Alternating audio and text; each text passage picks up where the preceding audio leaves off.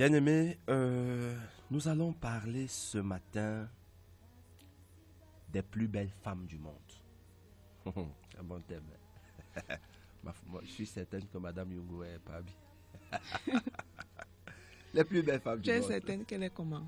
Elle est parmi ces plus belles femmes. Ça, c'est sûr. Ok. Tu as la parole. Ok. Nous allons parler. Je sais que c'est un thème qui va susciter beaucoup de points d'interrogation. Ah ouais.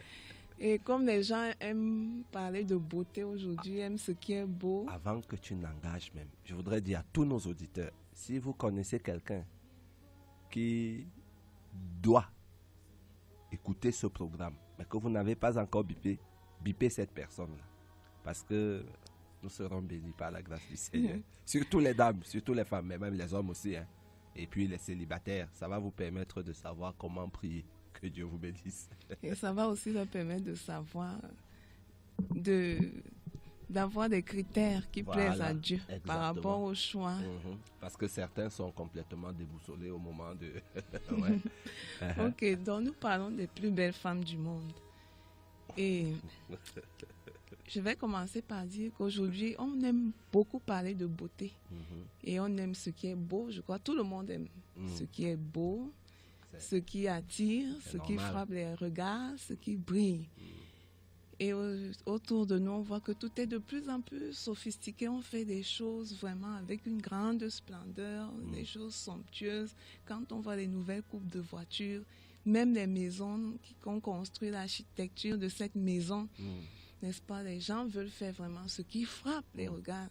C'est-à-dire, quand quelqu'un passe même dans son véhicule, on dit non, celui-là, il a vraiment une belle voiture. Et n'oublie pas que tu dois parler fort. Oui, je crois que je parle fort. D'accord. Mais l'accent est davantage mis aujourd'hui sur un personnage particulier. Et ce personnage, c'est la femme. Ouais. Donc on peut regarder même autour de nous, regardons tous les panneaux publicitaires. Il y a quelques jours, j'ai vu, je crois que c'est la publicité d'une bière. Ouais. C'est Isenbeck. La poitrine Voilà. d'une femme et on a placé une bouteille de vin. Et je me suis dit, mais qu'est-ce que la bouteille de vin vient chercher? C'est pour dire que, c'est-à-dire, tout est orienté à élever la femme et à montrer seulement cet aspect-là, n'est-ce pas, de la personnalité de la femme, c'est-à-dire que le côté extérieur, la beauté de la femme. Et c'est quelque chose à laquelle les gens attachent beaucoup d'importance aujourd'hui. On voit même les nombreux concours de Miss qu'on fait par-ci, par-là. C'est toujours pour mettre en exergue la beauté physique de la femme. Et c'est un mythe qui est entretenu partout, par la mode, le cinéma, les stars de la chanson. On met toujours un accent, n'est-ce pas, sur le physique de la femme. Et aussi, la femme moderne, d'une manière générale, elle se sent aussi, surtout mise par le biais de l'embellissement de son corps à travers la mode. Donc, les vêtements, les cosmétiques, les bijoux. Donc, une femme ne se sent véritablement belle que lorsqu'elle fait usage de ces choses-là. Et lorsqu'il n'y a pas ces choses sur elle, il n'y a pas ces choses autour d'elle, bon, pour certaines, elles se considèrent même comme nues, ainsi elles sortent qu'elles ne sont pas maquillées, qu'elles n'ont pas toutes ces choses. S'il te plaît, j'ai oublié de donner le texte de lecture. 1 Pierre 3, 3 à 5. La lecture du jour. 1 Pierre 3, 3 à 5. Merci, on continue. Voilà. Et je vais commencer par une anecdote. Il y a quelques jours, il y a quelques temps, voilà. Je vais visiter ma belle-mère. Elle est avec mes belles-sœurs. Et il y a une avec qui je parle beaucoup. Lorsqu'elle m'a vue, elle a crié, ouais. Qui sur cette terre, qui dans ce Cameroun, a encore les cheveux comme les tiens? Amen. J'ai tout simplement ri. Bon, j'avoue qu'avant, j'étais souvent embêtée quand on me disait, hey, c'est Dieu qui veut que tu sois comme ça, c'est Dieu qui veut que ta tête soit comme ça, c'est Dieu qui veut. Et je dis, qui? Parce que mes cheveux ne sont pas défrisés. Je lui dis, ah, qui? Moi, il y a quelqu'un, c'est moi. Elle me dit, mais ce n'est pas possible. Comment tu peux être comme ça? Je lui dis que je suis comme ça parce que c'est à Dieu que je plains d'abord. Amen. Et je lui dis, tu sais quoi? Elle me dit non. Je dis, je suis très belle et je suis plus belle que toi. Mais en passant, je vous dis, ma belle-sœur, elle est vraiment d'une grande beauté. selon le monde. Ouais. Je lui ai dit, mais moi, je suis plus belle que toi. Elle était vraiment étonnée et surprise. Et je lui ai dit oui, parce que les chrétiennes sont les femmes les plus belles. Amen. Et c'est une beauté que le Seigneur, lui, il apprécie. Mais quand tu as ton genre de beauté-là, Dieu, lui, s'en fiche carrément. Elle était surprise. Donc, je tiens à faire comprendre aux femmes aujourd'hui que la véritable beauté que nous devons incarner, manifester, c'est la beauté qui plaît à Dieu. Nous devons plaire à Dieu. Dieu veut qu'on lui plaise.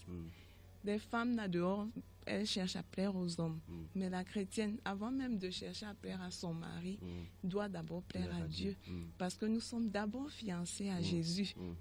Avant d'être fiancés à d'autres personnes, à des hommes, ou avant d'être mariés. Et c'est d'abord à lui que nous devons plaire. Donc la beauté qu'on cherche à travers le vêtement, les bijoux et toute cette beauté artificielle-là, elle n'a rien à voir avec le Seigneur. Pour les chrétiennes qui se jettent à fond dans ces choses.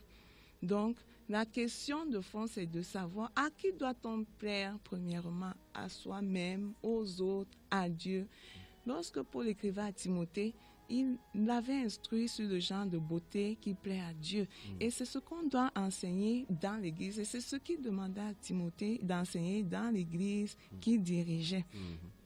Les femmes chrétiennes, elles doivent avoir le sens de la honte, du respect, de la modestie devant tout le monde. Le sens de la honte, du respect, de la modestie.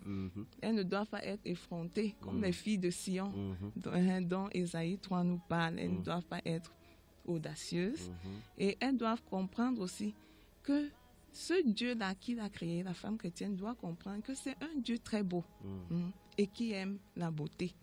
Je crois que personne ne peut créer la beauté comme Dieu.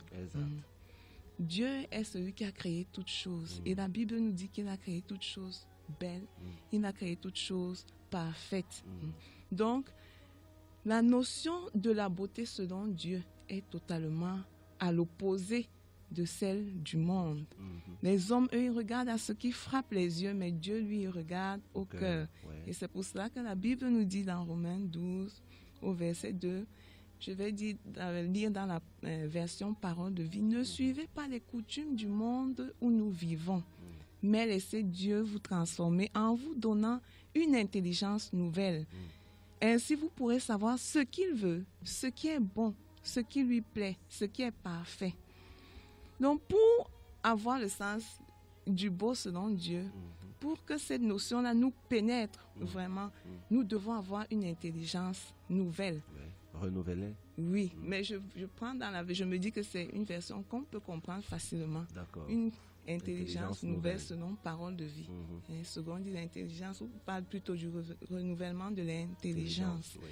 Et c'est très important d'avoir une intelligence nouvelle parce que lorsque nous venons à Jésus, nous avons un certain bagage, nous avons tous un arrière-plan, nous avons une façon de voir les choses, nous avons une perception intellectuelle, une perception spirituelle, une perception morale de toute chose, de ce qui nous entoure, de ce qui est même en nous. Mais quand on vient à Christ, la Bible dit que nous devenons une nouvelle création. Donc même notre intelligence là, doit être renouvelée. Ce que nous croyons, que nous trouvions sage par le passé, nous constatons maintenant que c'est folie aux yeux de Dieu. Et ce qui était folie à nos yeux devient sagesse de Dieu. Donc, c'est très important. Si une femme n'a pas l'intelligence renouvelée, elle ne peut pas comprendre les choses que je suis en train de dire. C'est clair. Et elle ne peut pas comprendre vraiment ce que Dieu lui-même pense véritablement de la beauté. Et cette intelligence-là amène en nous une transformation totale, radicale de notre être tout entier, l'esprit, le corps, l'âme.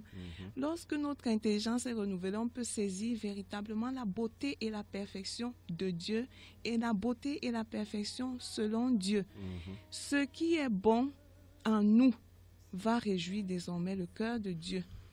Mais malheureusement, ce qui est beau aux yeux de Dieu est contraire aux valeurs que prône le siècle présent, le monde dans lequel on vit.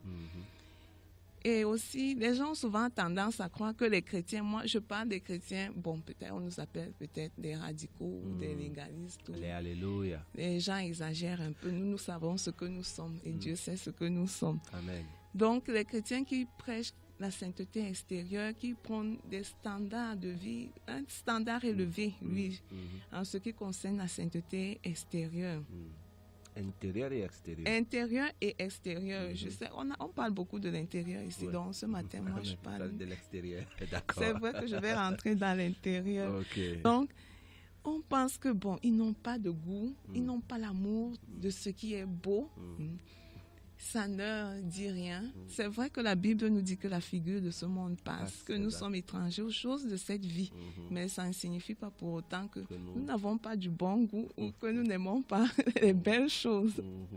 La différence entre nous et ceux qui ne connaissent pas Dieu, c'est que nous n'y mettons pas notre cœur. Exactement. Donc c'est faux. Parce que nous, les chrétiens, nous savons que nous servons un Dieu d'une beauté incomparable, qui a tout créé beau et parfait, et qui lui-même, il a posé son cachet là, final sur son œuvre. Et dans Genèse 1, 31, la Bible nous dit que quand il a fini de créer tout beau, lui-même, il a regardé, il a admiré son œuvre, et il a vu que c'était très bon. Ouais. Donc, nous aimons le beau comme notre Dieu aime aussi ce qui est beau. Et lorsque la Bible nous parle aussi de la demeure de Dieu, la cité qu'il habite, dont lui-même est l'architecte, Paul qui est allé là-bas, il dit que vraiment, il a entendu des paroles merveilleuses qui n'est même pas permis à un homme d'exprimer. Et il y a d'autres versions qui disent que les mots aussi sont vraiment faibles pour exprimer la grandeur de Dieu, la grandeur, la splendeur, la beauté. Donc c'est des choses que l'oreille n'a pas vu, dont l'oreille n'a pas entendu parler, l'œil n'a pas vu. Et même quand tu vois ces choses vraiment, tu n'en reviens pas. Et la description de la Nouvelle Jérusalem aussi dans Apocalypse 21, c'est un endroit extraordinaire. Amen. Pasteur. Nous voyons les 12 fondements qui sont ornés de pierres précieuses, les 12 portes qui sont des perles, les rues pavées d'or, la mer de cristal. Il y a de belles choses là-bas. Je sais que beaucoup de gens qui écoutent se disent que ces chrétiens sont des rêveurs. Bon, mais à moins que cela ne lise pas la Bible. Ah, il y a certains qui lisent la Bible et qui disent, mon père par exemple, quand je lui parlais de ces choses, il riait. Et il disait que c'est une épopée. Donc, tout cela est vraiment beau. Mais de toute la création, le couronnement de l'œuvre de Dieu, c'est l'homme. L'homme que Dieu, qui est beau, qui est merveilleux, et en qui sont contenues toutes les valeurs, toutes les vertus, toutes les grâces. Donc l'homme est celui que Dieu crée à son image et à sa ressemblance. Une image et une ressemblance parfaite, parce que Dieu crée l'homme pur, sans tache, sans péché. Et Dieu avait déjà préparé la terre, n'est-ce pas, avec toutes les belles choses qu'il y avait, le beau jardin, pour y mettre l'homme. Et encore pour nous les chrétiens, nous avons cette espérance parce que Christ nous l'a dit, que dans la maison de son Père, il y a plusieurs demeures, vraiment c'est un endroit merveilleux et il a préparé à chacun de nous une place que bientôt, très bientôt, nous allons rejoindre. Parce que même si nous passons encore 10, 20, 30, 40 ans sur la terre, ça ne représente rien. Voilà.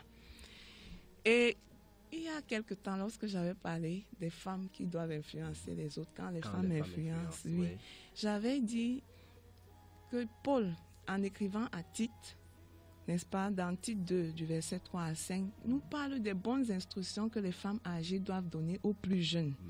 Et j'avais bien précisé que ici, bon, n'est-ce pas, ça renvoie à ce qui est moralement bon, à ce qui est beau. Donc dans le texte, ça bon, kalos en grec, c'est ce qui est moralement bon, c'est ce qui est beau. Donc les femmes âgées, elles doivent instruire les plus jeunes sur l'idée que Dieu se fait d'une belle femme.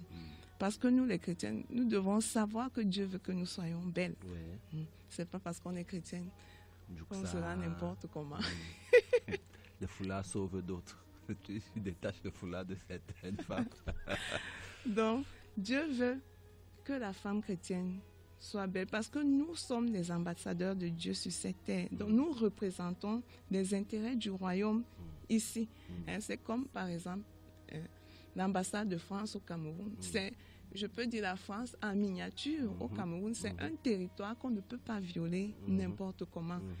Et l'ambassadeur, lui, il représente son pays ici au Cameroun. C'est de la même manière que nous, les chrétiens, nous sommes ici comme des étrangers, mais nous représentons le royaume et nous représentons les intérêts du royaume ici. Nous ne devons donc pas nous comporter n'importe comment et agir n'importe comment. Donc Dieu veut que ces filles, non seulement qu'elles soient belles, mais qu'elles soient même les plus belles femmes du monde.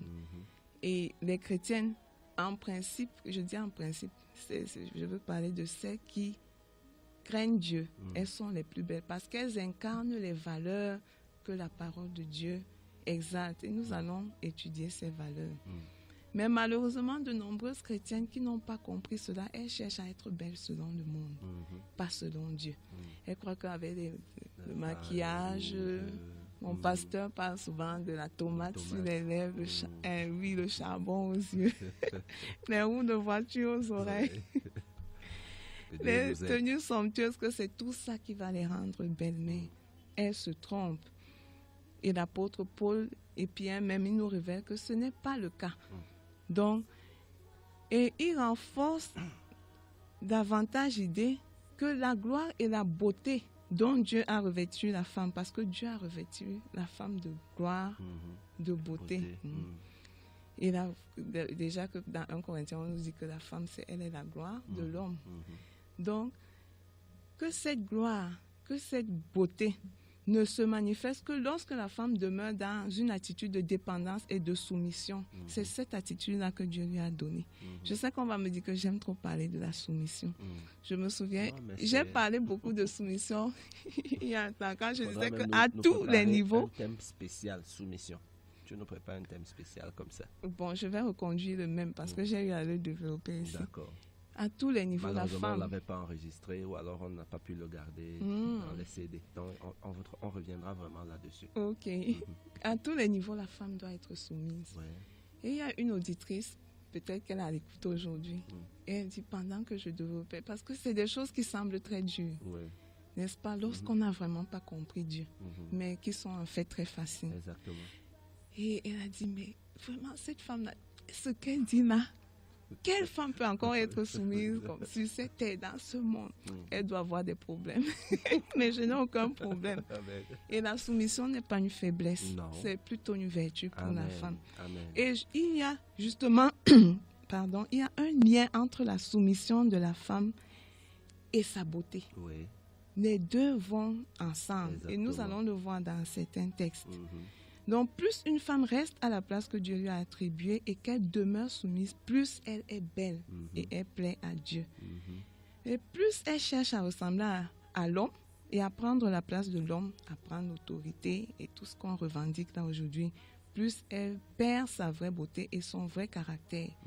Et quel est ce caractère? Pierre nous dit que c'est un esprit doux et paisible. Et nous allons donc lire 1 Pierre 3. 1 Pierre 3. Tout à l'heure, quand les auditeurs, auditrices vont lire, ils vont lire en langue, parce que nous lisons déjà en français. À partir du verset 1 jusqu'à 5.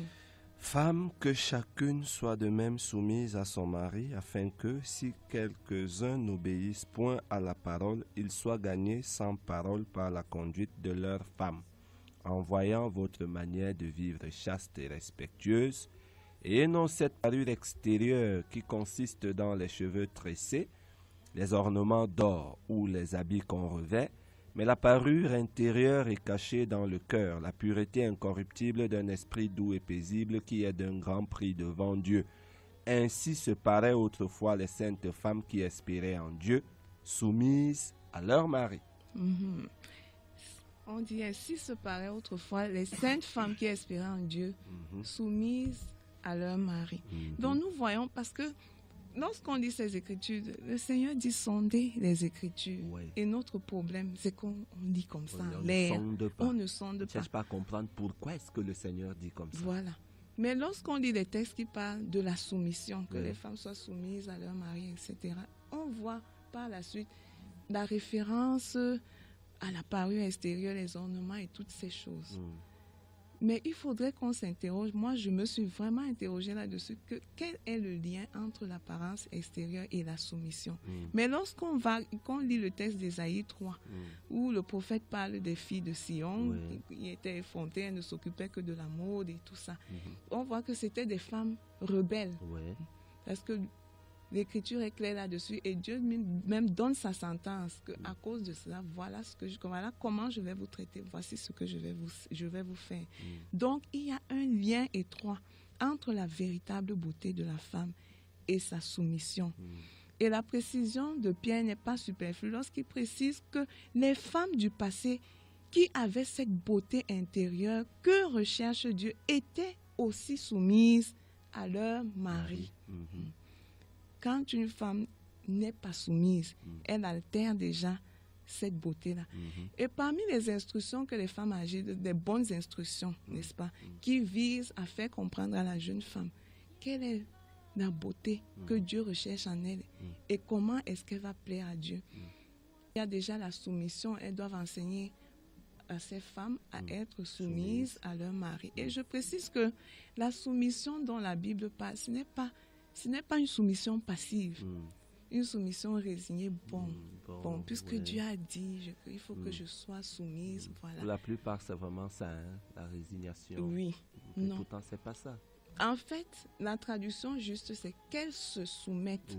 Donc, ça signifie que c'est un acte volontaire, un don de soi. Un peu comme l'humilité, c'est le fait de se rabaisser volontairement. Volontairement, sans contrainte, mais plutôt par amour. Je mets mes intérêts de côté, n'est-ce pas, pour mettre devant les intérêts de l'autre. Que ce soit du Seigneur ou même du mari. Je préfère m'effacer. C'est ce que Christ a fait. Il a laissé ses intérêts, il a laissé sa gloire, il a laissé toutes choses qui lui appartenaient. La Bible nous dit que toutes choses lui sont soumises. Mais il s'est plutôt soumis.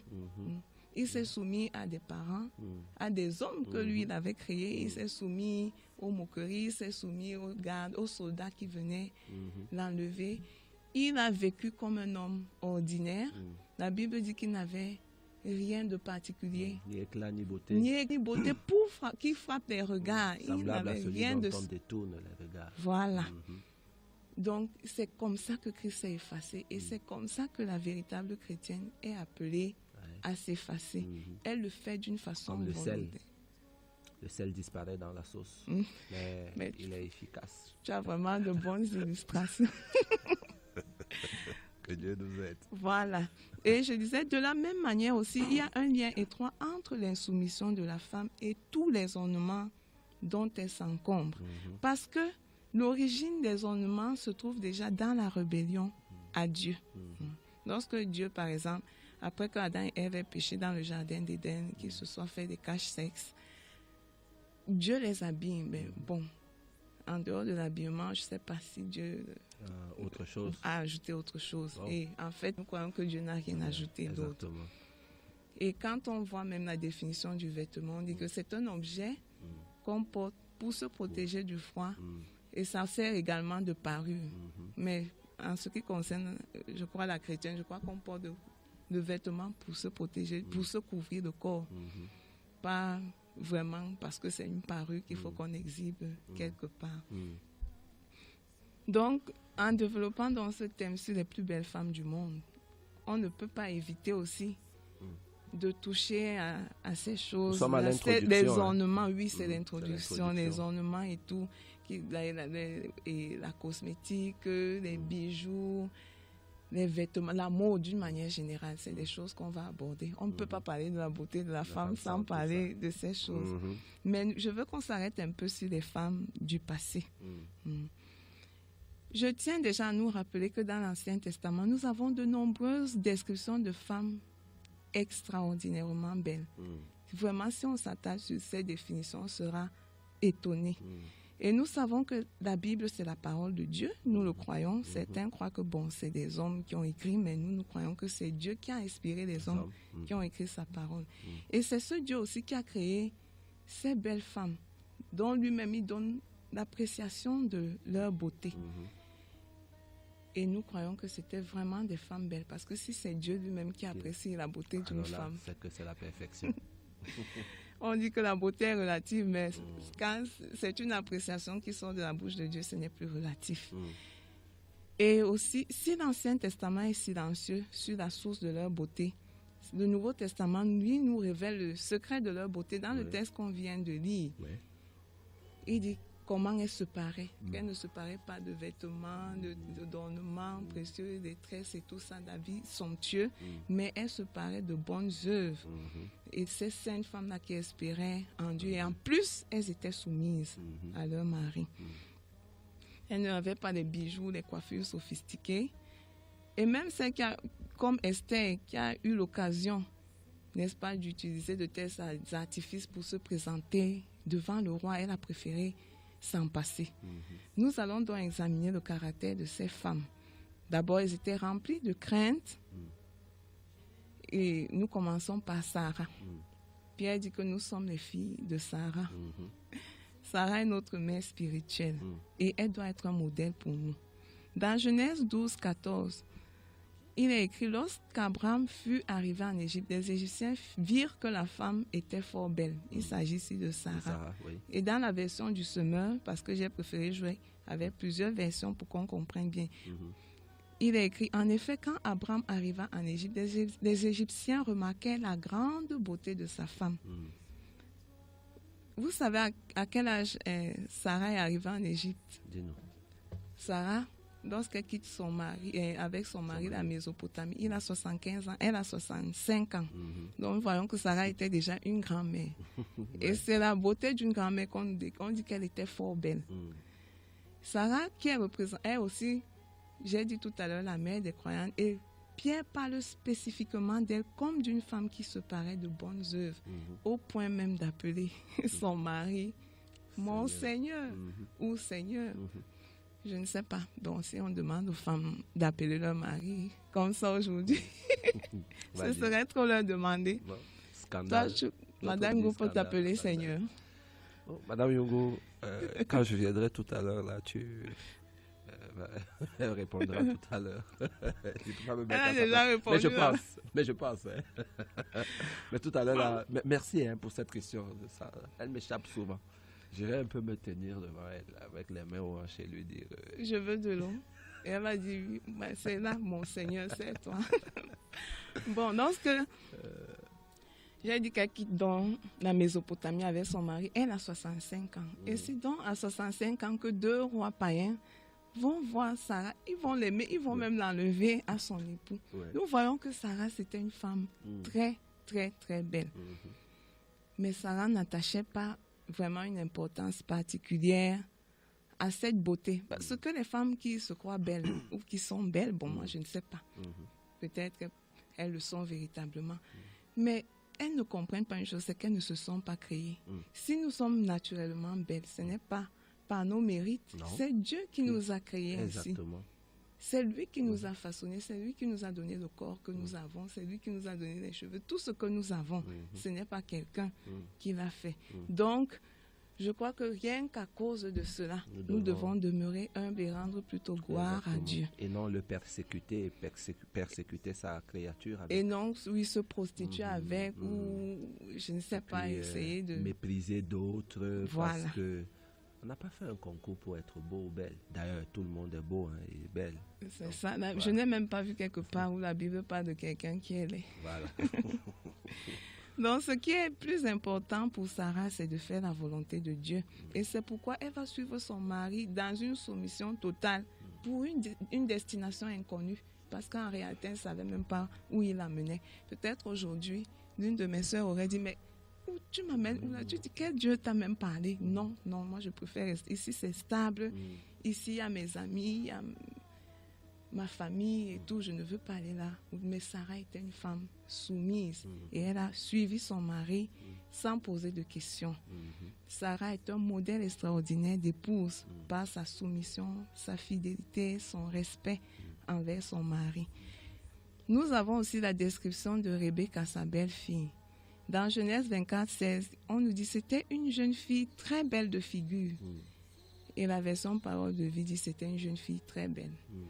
Et je dis toujours, c'est l'appréciation de Dieu. S'il dit qu'une femme est belle, j'ose croire que vraiment, c'est une beauté extraordinaire. Amen. Et Rebecca, c'est un personnage biblique, ou c'est le seul personnage biblique qui est le type parfait de l'Église. Rebecca quitte les siens pour devenir la femme d'Isaac, comme l'Église quitte le monde pour devenir l'épouse de Christ, qui rend parfaite, sans tache ni ride. Bon, je sais, les gens vont dire, mais... Parce qu'il y a un auditeur qui avait posé cette question au pasteur Franklin. Eliezer, il avait mis les bijoux à Rebecca lorsqu'il est venu la prendre pour son maître Isaac, oui. Est-ce que ça signifie donc que le Seigneur cautionne le port des bijoux qui va interdire plus tard à Jacob? Parce que c'est souvent comme si Dieu se contredit, mais lorsque nous lisons bien la Bible, lorsque nous sondons les Écritures, nous constatons. Parce qu'il y a lire et sonder. Voilà. Et donc, lorsque Rebecca rencontre Isaac pour la première fois, on l'amène, elle ne l'avait jamais vu. Cet exemple me fait rire, ça me rappelle quelque chose. Oui. Donc, son réflexe, c'est de se voiler. Moi, je crois qu'une femme qui aime sa parure, ses ornements, si elle a des choses, elle va plutôt les exposer, elle ne va pas. Voilà pourquoi la plupart refusent le voile à l'église aujourd'hui. Donc, on voit les coiffures Zoropoto. Tu sais qu'il y a une coiffure qu'on appelle Zoropoto? Je ne savais pas. C'est une découverte. D'accord. Et c'est comment? Ah, maman, laisse. Ok, je continue, donc tu vas m'expliquer. D'accord. À la fin. Rebecca, donc, en tant que personnage biblique qui symbolise le mieux l'Église, nous amène à penser que comme l'Église s'est séparée du monde et des choses qui sont dans le monde, Rebecca elle-même s'est séparée de son ancienne vie, de ses coutumes. Parce que la coutume, c'était quoi? Lorsqu'on donnait ses bijoux, ces choses-là. Mais elle s'en est séparée pour suivre le Dieu de son mari Isaac. Et nous avons donc la réalité de la séparation d'avec le monde en ce qui concerne Rebecca et d'avec les idoles, les dieux étrangers. Les dieux étrangers, ce ne sont pas seulement les téraphimes, mais c'est les bijoux, c'est les vêtements indignes. Parce que quand le Seigneur dit à Jacob, ôtez les idoles qui sont au milieu de vous, les dieux étrangers, la Bible nous dit que dans sa famille, ils avaient enlevé tous les pendants qu'ils avaient à leurs oreilles, des bijoux et des habits. Parce que Dieu devait les visiter à Bethel. Nous avons aussi le cas de Rachel. Dans Genèse 29 au verset 19, la deuxième partie du verset nous dit que mais Rachel était belle de taille et belle de visage. C'est d'habit. Ses mères disent Rachel était bien faite et d'une grande beauté. Voilà encore une femme très belle que la Bible nous décrit. Elle n'a pas fait le concours de Miss pour qu'on dise qu'elle était... Nous parlons là des femmes du passé. Nous parlons là des femmes du passé. Et je vais prendre enfin l'exemple d'Esther. Esther 2:7 dit, il élevait, c'est Mardoché, il élevait Hadassa qui est Esther, fille de son nom, car elle n'avait ni père ni mère. La jeune fille était belle de taille et belle de figure. Parole de vie dit, elle avait un corps magnifique et elle était agréable à regarder. Et malgré toute la gamme des produits qu'on lui avait proposés avant, lui, quand elle devait se présenter devant le roi, elle n'a pris que le minimum qui était exigé par la cour, parce qu'on exigeait, pendant 6 mois, vous devez entretenir avec des huiles spéciales, et puis 6 mois encore, vous devez entretenir avec je ne sais trop quoi. Mais elle n'a pris que le minimum, parce qu'elle ne comptait pas sur ces choses-là. Ces artifices pour toucher le cœur du roi et pour devenir plus tard un instrument entre les mains de Dieu. Un peu comme David avait refusé la parure de Saül pour aller combattre Goliath. Voilà. Pour laisser la gloire de Dieu s'exprimer, se manifester. Ok.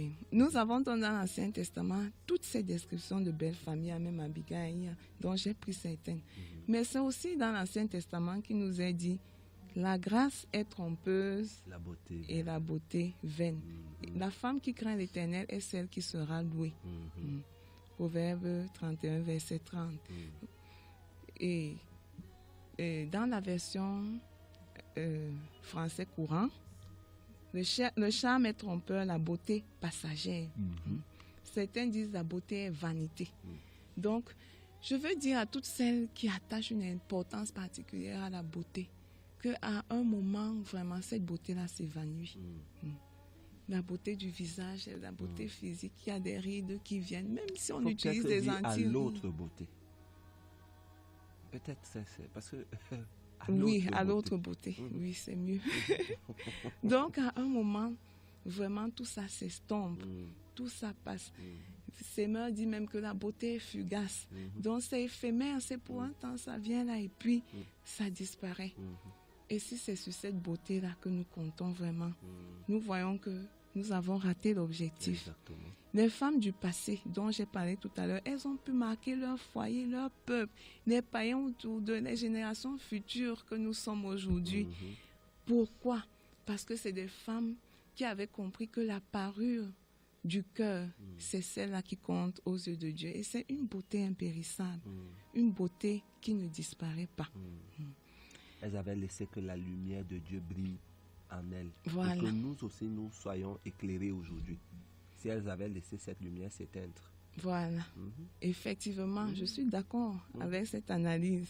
Donc, ce qui doit frapper le lecteur attentif de la Bible, qui sait sonder les Écritures comme les Béréens, c'est que dans le Nouveau Testament, il n'est pas fait mention de beauté physique. Lorsqu'on ouvre le Nouveau Testament, on ne voit nulle part aucune description de beauté physique, même celle de Marie, la mère de Jésus. Tu en as déjà vu, pasteur? Peut-être il y a une autre Bible qui... Bon, comme il y a beaucoup de fausses Bibles aujourd'hui. Mais dans la mienne, là, du moins toutes celles que j'ai utilisées jusqu'aujourd'hui, je n'ai pas vu ça. Voilà. Donc nous découvrons que les auteurs de ces livres du Nouveau Testament, qui ont été inspirés par Dieu, ils choisissent d'ignorer et de mettre totalement de côté ce genre de beauté. Cet aspect-là. Qui pour eux n'a aucune valeur. C'est une beauté qui n'a en fait aucune valeur. Et 1 Pierre 1 au verset 4, lui nous dit que c'est un cœur doux et calme. Voilà la beauté qui a beaucoup de valeur pour Dieu et elle ne disparaît pas. Jamais. La chrétienne doit refléter, doit manifester cette gloire et cette beauté qui ne disparaîtront jamais. C'est cela qui va nous amener au ciel. L'autre beauté là ne sert à rien. Elle est vanité. Si nous avons même des descriptions physiques de femmes dans la Bible, c'est celle d'Anne et d'Élisabeth. Et ça se limite à quoi? On parle de leur âge avancé. Anne, la prophétesse, on nous dit, bon, elle était vieille, elle avait 84 ans et tout. Élisabeth aussi, on nous dit qu'elle était vieille, elle a conçu à un âge avancé. Mais on ne nous parle pas des traits physiques des gens. Comme on dit, on a parlé des femmes qui avaient des corps magnifiques, qui étaient belles de taille, belles de figure et tout ça. On ne le voit nullement là. Donc, je ne sais pas. Non, je voudrais dire que nous parlons vraiment de sonder les Écritures. Tout ce que tu nous dis là vient d'un sondage des Écritures. Le Nouveau Testament ne s'attarde pas sur... il faut que les auditeurs le sachent. Dans l'Ancien Testament, on dit telle était belle de figure, belle de taille. Mais dans le Nouveau Testament, on n'entend pas parler. Parce même que des hommes, même on nous parle des on nous dit que Saül était beau, David, Absalom. Voilà, on parle des cheveux d'Absalom qui devaient couper chaque année. Voilà. Que les auditeurs se demandent, mais pourquoi est-ce que dans le Nouveau Testament, il n'y a pas ce même style-là? Mais le Seigneur met plutôt l'accent sur l'intérieur, si je peux dire. Voilà. Mais bien sûr, c'est sûr, c'est notre cœur qui doit être beau. Amen. Et j'ai dit au début que les hommes regardent à ceux qui frappent les regards, ceux qui frappent les yeux. Mais Dieu, lui, il regarde au cœur. Amen. Et ce qu'il recherche, c'est caché. C'est dans l'intimité avec lui.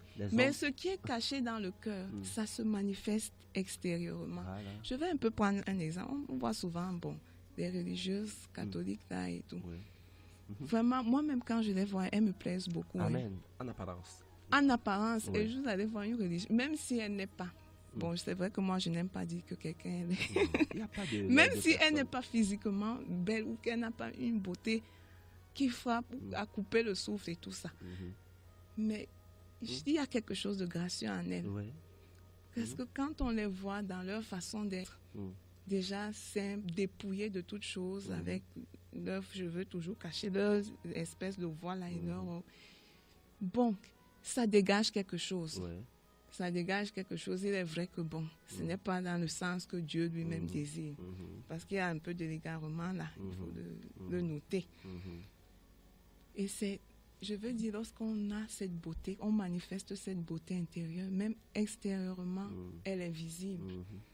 Et elle est visible, n'est-ce pas, déjà chez celles qui sont sensibles à ce que Dieu veut et à ce que Dieu recherche en nous. Donc, je disais qu'on ne sait même pas à quoi ressemblait Marie, la mère du Seigneur. C'est vrai qu'on voit souvent des statues, des images, on voit une belle femme, parfois même de l'air de statue et tout. On voit. Et dans l'imaginaire collectif, moi-même, je pense que Marie était vraiment belle, qu'elle était très belle. Mais la Bible se tait là-dessus. Parce qu'en réalité, c'est son caractère merveilleux. C'est son caractère gracieux, c'est sa douceur. C'est sa simplicité, c'est ça qui est mis en exergue. C'est ça que Dieu met. Et l'autre chose, à cause du temps, nous voyons même quand le Nouveau Testament parle de la beauté des femmes de l'Ancien Testament, il ne met pas l'accent sur l'aspect physique. Voilà. Il met plutôt l'accent sur l'aspect intérieur. Donc ça vient du sondage des Écritures. Je ne sais pas si tu avais encore 2 choses à dire. Ou je continue demain, je ne sais pas. C'était l'introduction. Oui, c'était l'introduction. Nous allons prier. Seigneur, nous venons encore te rendre grâce. Nous venons bénir ton saint nom. Tu es vivant, Père. Tu n'as pas abandonné la terre. Tu n'as pas abandonné ton peuple. Tu communiques toujours avec ton peuple au travers de tes serviteurs, ton esprit se manifestant et parlant. Je veux prier, Éternel Dieu, pour nous tous qui avons écouté ces paroles pleines de grâce, ces paroles vraies, ces paroles sincères, que tu nous donnes, ô Dieu, d'y croire, que ces paroles-là, Éternel Dieu, apportent la transformation nécessaire dans chacun de nos cœurs, afin, Dieu de gloire, que nous te donnions ou que nous t'offrions un culte raisonnable. Merci encore pour ta servante. Merci, Éternel Dieu, pour tous ces auditeurs et auditrices qui se sont donné la peine de se lever tôt ce matin afin d'écouter ton conseil. Dieu de gloire, je te remercie encore. Conduis-nous, Éternel, pour les quelques minutes que nous avons encore. Reçois la gloire et l'honneur au siècle des siècles. Amen. Amen.